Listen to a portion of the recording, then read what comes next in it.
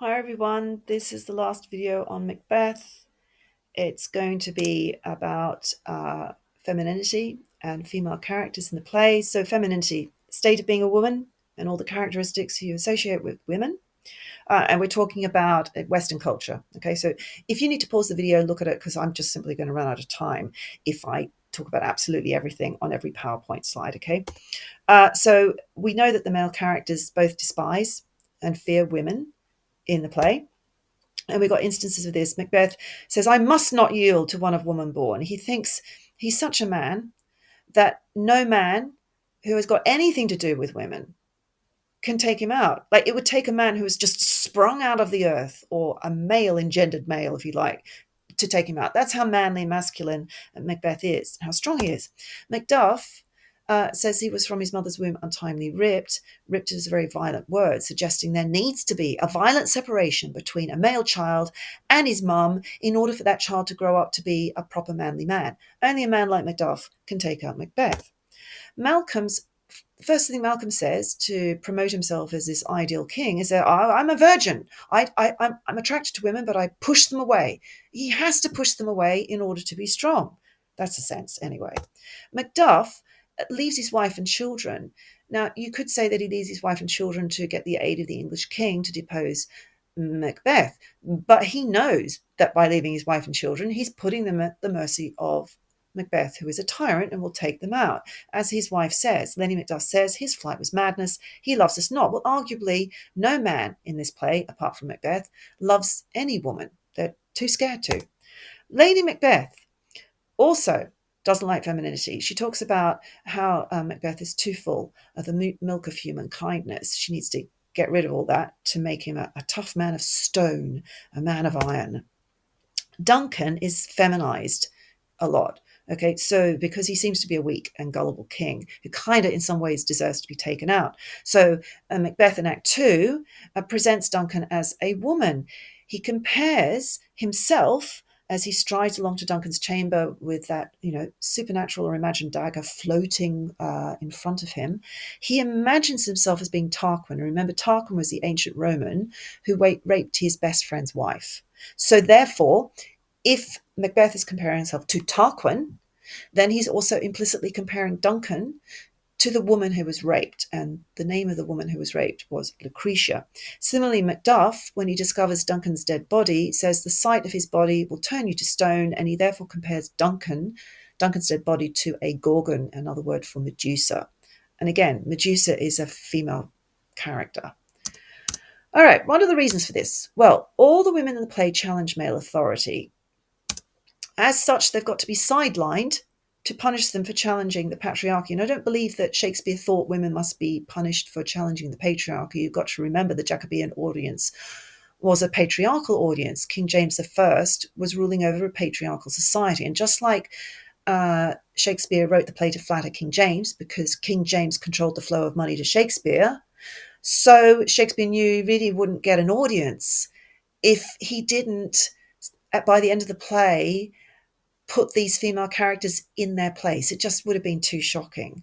So Shakespeare's quite a sophisticated writer, but he kind of does things to get his audience in and to get his patron to pay him money. So the challenge that the women present in this play to the male characters is unnerving, and it would have been unnerving for the Jacobean audience as well. So women and femininity are presented because there's such a challenge. They also need to be presented as bad. So they're ambiguous, they're evil, they're supernatural, they're insidious, powerful, they're manipulative. Right. Macbeth, we can see this, that they're manipulative and powerful and evil and all the rest of it. He's the puppet first of the witches. They open the play. They set the tone. They're the first to name Macbeth. If you can name something, you have power over it, power in terms of how you present it. They know they will meet him. He does not. And effectively, the writers of the plot, Macbeth's first words copy or mimic what the witches say. So foul and fair a day I have not seen. In turn, Macbeth becomes the puppet of his wife, and this is one of the ways in which Shakespeare subtly aligns Lady Macbeth with the witches. In Act 1, Scene 7, she says this to Macbeth: I have given suck and know how tender 'tis to love the babe that milks me. I would, while it was smiling in my face, have plucked my nipple from his boneless gums and dashed the brains out, had I so sworn as you have done to this. She's saying, if I'd promised, like you'd promised in your letter to me, to take out Duncan to grab that crown for yourself, I would have done it. Um, but it's an extraordinarily violent image, arguably the most violent image in a play that's filled with violent images. And it does two things. First of all, it shows the type of relationship that she knows that she has with Macbeth. In many ways, in Act One, Macbeth is like her child and she is like his mother, a kind of anti-mother, if you like, but she's really using this dependence that he has on her to threaten him with abandonment. You can imagine how a child would feel, a very young child would feel, if a mother became stony-faced and turned her way to a wall and gave that child the silent treatment. The child would be utterly devastated. Macbeth feels devastated at the thought that if he doesn't carry through this act of regicide, she will abandon him. So arguably, the power she has over him is immense, and his hamartia, his fatal flaw, if you like, is not his ambition, but his love for her. Okay. The second thing is the sheer evil of it. She is an anti-mother. We look to mothers as a primal protection against all the threats that the world poses to us. So she's an anti-mother, a very evil image. So she channels the witches in Act One. She uses words like spirits. I will pour my spirits into thy ears. Again, she's going to, he's like an empty vessel, a very passive object, passivity being something we normally associate with women, and she's being the active agent. She's going to fill him with her courage so that he can carry out the act of regicide. She pleads with murdering ministers and sightless substances to unsex me here. Sightless means invisible. She's appealing to demonic forces. She talks about how she wants the act of regicide covered by the dunnest smoke of hell, so no one knows what's going on. Dunnest means blackest. Again, very clear reference to demonic forces. She talks about her fell or evil purpose to kill Duncan, and she begs for these demonic forces to take her milk for gall. Gall means poison. So you possibly could associate, when she wants to pour her spirits in Macbeth's ears, and she wants to rid him of the milk of kindness.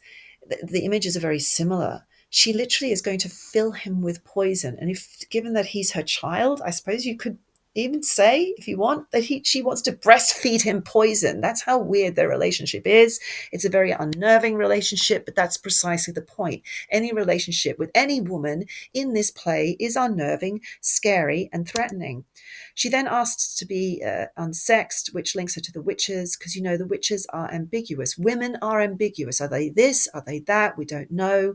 In that ambiguity, their power lies. Right. So, but from Act Two onwards, there's a change in the power dynamics. Duncan is gotten rid of. Macbeth is king. And it doesn't matter that he's filled with fears and doubts and that he loses the plot entirely at the end of Act 3 when he sees Banquo's ghost and all the thanes think he's demented and weak. He still has power, and he seems to absorb the witches and his wife's personality from the act of regicide onward and channel them himself. So you can see that in the language that he uses. Now, oh, one half of the world nature seems dead, and wicked dreams abuse the curtained sleep. Witchcraft celebrates pale Hecate's offerings, and withered murder thus with his stealthy pace, with Tarquin's ravishing strides towards his design, moves like a ghost. Here, Macbeth is pumping himself up to take out Duncan. That is his design. You know what his reference to Tarquin means. I've went over that before. Everything in red shows you that he's appealing to the supernatural. He's pumping himself up with reference to the supernatural, hyping up his own belief in the supernatural to let him carry out this deed. So in that sense, he's aligning himself with the witches. He also aligns himself with the witches in Act 4 when he insists to his wife that he is going to see them. So he's gravitating towards the feminine, if you like. He draws his dreadful power, his violent, blood-soaked tyranny from them. Right, I'm going to have to try and move on in a different way because it's not allowing me to hop onto the next slide. There we go. Okay, so you can kind of see that either the witches are kind of present even when they're not, in a weird way, omnipresent and absent at the same time. So when Macbeth is pumping himself up to kill Duncan, he uses language that references the witches, and we kind of think about them even when they're not on stage. So they're associated with ambiguity and the horror of the supernatural. It's this sort of presence that is a non-presence. It's almost like a mist. So the horror of the supernatural drifts through the play like a mist. We could see that in the language that Macbeth uses to his wife when he kind of tells her, kind of doesn't, that he's about to take out Banquo, and Fleance ominously says to her, light thickens, and the crow makes wing to the rooky wood. Good things of day begin to droop and drowse, while night's black agents to their praise do rouse. Again, all that stuff in red is referencing evil and the supernatural, but I want to focus on light thickens. That metaphor presents light as a liquid. Okay, so it's gradually becoming thicker, like you would thicken a sauce. And femininity is very much linked to images of liquid. So we've got milk, we've got blood, we've got the idea of spirits being poured into Macbeth's ears and poison and all the rest of it. Femininity is fluid. You don't know what it is. Is it this? Is it that? And liquid, similarly, is a changeable kind of substance. So you'll find that there is a semantic field of liquid or liquidity associated with femininity in the play. Okay, just as Macbeth gains in power from Act 2 onwards, the witches lose their power as long as they're giving their power to him. So the first three prophecies in Act 1 are clear. Hail, Thane of Glamis, hail, Thane of Cawdor, hail, King that shall be. I'm summarising it. You know, my memory is awful. But they're very clear, very purposeful. But in Act 4, they're not. They're ambiguous. I won't go through the apparitions. You need to go through that yourself. But clearly they're designed to allow Macbeth to interpret them in one way, but their meaning turns out to be completely the opposite. I'll just take one instance just to help you. So with the second apparition, it's the bloody child. The bloody child tells Macbeth, you cannot be killed of anyone born of woman. And obviously Macbeth interprets that one way, but the way that it should have been interpreted is that doesn't include cesarean births, because Macduff was from his mother's womb untimely ripped. So they're ambiguous, and that's a loss of power. If you don't have clarity, you don't really have as much power, arguably. When they display the 8 kings, however, they're simply doing God's bidding. Remember that the show of 8 kings, they're the descendants of Banquo. But the historical counterpart, the historical Banquo, the counterpart to Shakespeare's fictional Banquo, is, as you remember, was considered to have been James I's ancestor. So when the witches show these 8 kings, they're showing King James I's ancestors, which is a massive compliment to James I. It's affirming the idea of the divine right of kings. This is who God really wants to be on the throne, Macbeth, not you, but these men, and this will happen according to God's will. So basically, the witches here are being servants to God.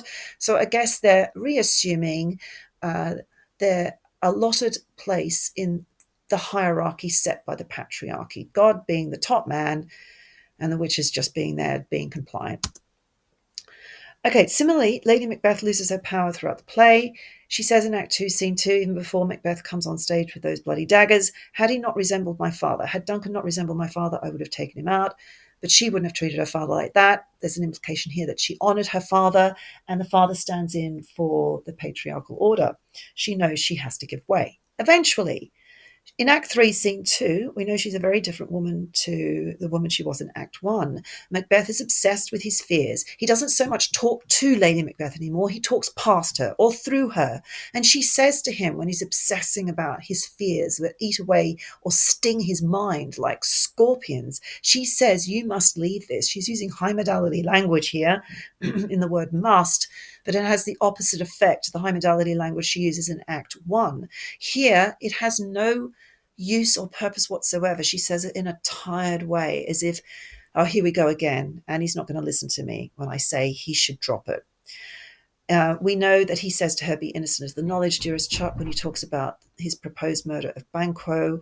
You could take that one of two ways. Either he's trying to look after her, genuinely protect her from his ongoing slaughter of innocent people, or he's saying, you're not to know because you're a woman. Either or, okay? When she dies in Act 5, Macbeth says she should have died hereafter, and it's really hard to know what that means. Next week, 2 years' time, 10 years' time? The fact that you can't work out what he means here kind of implies that he doesn't know how he feels about it, which is a pretty sad comment on the state of their relationship at the time that she dies. And it's almost like he's emotionless on one interpretation. And ironically, that's kind of how she wanted him to be in Act One. In Act One, she really wanted him to become a man of stone who felt nothing except, the only thing he was allowed to feel was a desire for power and determination to seize it. So she, ironically, has become the man that she wanted him to be. He then goes on to say that life is a tale told by an idiot, signifying nothing, clearly implying he thinks life has no meaning. Well, if you think life has no meaning, any relationship within your life had no meaning as well. So you could say that he's dismissing their relationship as having meant nothing to him. That's one interpretation. You should explore others. That's a very sad state for Lady Macbeth to have been left in, but she does feel abandoned. This is my personal interpretation. From Act 2 onwards, she feels abandoned. The intimacy is destroyed. If you think about their conversation in Act 1, it was incredibly intimate. She revealed everything she was thinking. He was completely an open book to her, and nobody heard that conversation, totally private. Act 3 onwards, no, there's no privacy between them anymore. She's locked into her isolation. If you think about the symptoms of her mental disintegration, they mimic this isolation that she feels. So she goes mad at night. She goes mad alone. She goes mad in her sleep, where no one can talk to her or talk her through what she's feeling, when she's not even probably allowing her to access her own subconscious herself. She might not be aware that she's sleepwalking when she wakes up. I can't think of a greater state of isolation than that, but it's symptomatic of the way she feels isolated from her own husband. She furthermore takes on Macbeth's guilt. If Macbeth becomes a man who thinks the act of killing a tedious business, if Macbeth becomes a man who can no longer talk to his wife but talks through her or past her, he has become effectively emotionless, but she takes on all the emotions that he perhaps ought to feel. So in her sleepwalking state, she references Banquo. She says Banquo's buried. He cannot come out on his grave. Again, we have high modality language, but cannot, just like the word must, all right, really suggests the opposite. It suggests she's in a state of frantic denial against what she knows is absolutely the case. Not only can Banquo come out of his grave, he probably is doing it. She then refers to Thane of Fife had a wife. The past tense of had is significant. She knows that Macbeth has ordered the slaughter of Lady Macduff and her family. Where is she now? Rhetorical question. No need to answer. We know that Lady Macduff has been murdered, and so does Lady Macbeth. She then goes on to say, what will these hands now be clean? As if her hands are covered with the blood, not just of Duncan, but of Banquo and Lady Macduff and her children. Right, so we can turn to Macbeth now, because this is another way of interpreting him. We've talked about how all the men in the play seem to shun women, and Macbeth in a way shuns Lady Macbeth from Act 2 onwards, but deeply repressed are the original feelings that he had for her. I mean, apart from being a frightening relationship, it is a powerfully intimate and equal relationship. This is what I mean about Shakespeare not really being a patriarchal writer. So he says to the doctor, he's getting on his armor. He's determined to fight until the flesh from his bones be hacked. But at the same time, he says to the doctor, who suddenly appears, how does your patient? He means his wife, Lady Macbeth. The doctor says, thick coming fancies keep her from her rest. He says, cure her of that. Now, the imperative cure her of that could suggest that he is desperate for her to be better. He wants her to be better. But the doctor says the patient must minister to himself. That word minister is significant. The doctor's saying it's nothing physical that ails Lady Macbeth. This is a spiritual problem. This woman is guilty of a sin. Macbeth is irritated by this. He uses another imperative, but this time, instead of saying, apply your medicine to Lady Macbeth, he basically says, throw your medicine away, throw it to the dogs, I'll none of it. Then he pleads with the doctor, if you could, doctor, cast the water of my land, which references examining a patient's urine to detect the physical causes of their illness. Find her disease and purge it to a sound, pristine health. So he's now conflating Lady Macbeth with the state of Scotland. And I'm not going to go through Macduff's words to Malcolm. You've got the sheet. You need to look at it again. But Macbeth is acknowledging to the doctor that and acknowledging to the audience that he recognizes that he has caused Scotland to deteriorate into a state of madness. And he's conflating that with the way that he's treated his wife. He hasn't protected her. He hasn't kept her on his side emotionally. He's pushed her away. He's made her watch and take on the guilt of all the savage acts he's committed. He hasn't looked after her right from the start, when perhaps he ought to have said, I'm going to decide what's going to happen here. I'm not going to take out Duncan. So you could say he's feeling very guilty in a very suppressed way, both about Lady Macbeth and Scotland. Okay, so he's saying to the doctor, if you could cure Scotland / Lady Macbeth, I would applaud thee to the very echo. I would be full of admiration. I'd go down on my knees and say thank you. Okay, so I did talk about Lady Macduff. Now, the traditional view of Lady Macduff is she's the total antithesis to Lady Macbeth, and I'm not going to go through this slide. You can pause it and look at it yourself. But there is another way of looking at Lady Macduff, and that's to see her as kind of overlapping in qualities with Lady Macbeth. And you can see this in the way that she talks to her son. This is just prior to her being taken out, just after she's talked to Ross and frantically said, what is wrong with my husband? Why has he left us? Now, I fully sympathize with her plight, and I fully get the fact that her anxiety is such that she has no control over it. But in this scene between her and her son, who's very young, Fleance's age, we're looking at between 10 and 12, okay? No older than that. She takes out her distress on her son. She says to him, Sirrah, your father's dead. Not he might be dead, or I'm talking metaphorically, but like, your dad's dead, which is a shocking thing for a kid to have to hear. She follows it up with quite aggressive rhetorical questions. Well, what are you going to do now? How are you going to live? And the son counters that in the best way that he can. He tries to keep the conversation light. He tries to use humor. He says, oh, I'll be like a bird. I'll be a happy creature, just like a bird. She won't let it go. What, you're going to content yourself with worms and flies? And those words, worms and flies, we associate with death. So I don't know. That's really inspiring more fear in her son. The son does not give in. He fights his mother valiantly. And no son at the age of 10 and 11 wants to fight his son. With what I get, I mean, and so do they. She says, poor bird, thou didst never fear the net, nor lime, the pitfall, nor the gin. Now, all those words, net, lime, pitfall, gin, they're synonyms for traps. And she's using a listing format to represent the threat that is posed to her son, presumably from Macbeth. So when she says poor bird, it's really hard to say that she's comforting him here. She's more trying to say, just wake up and smell the coffee. We are in a state of heightened danger. It's true, okay? It's true. But she's also filling her son with fear. Why should I, mother? Poor birds, they are not set for. She knows what she's talking about. He's basically saying, look, I'm too insignificant for Macbeth to want to take me out. And then he returns to the topic of his father. I don't believe my father's dead. She repeats the lie. He's dead. I mean, so all of that is very challenging to her son. All of that is quite manipulative. All of that is very ambiguous, I guess, because he doesn't know how to take it. Is she joking? Is she not joking? Why is she saying this? So she's kind of a threat to her son in the same way that Lady Macbeth is a threat to her husband, or a threat to this baby, this hypothetical baby whose brain she's going to dash out. Okay, so you can interpret Lady Macduff as being quite sinister. But I don't want you to get carried away with the idea that Lady Macduff is evil, because I don't think Shakespeare's saying that either. I honestly think he recognizes that this woman is in a very difficult way. Why is she in a difficult way?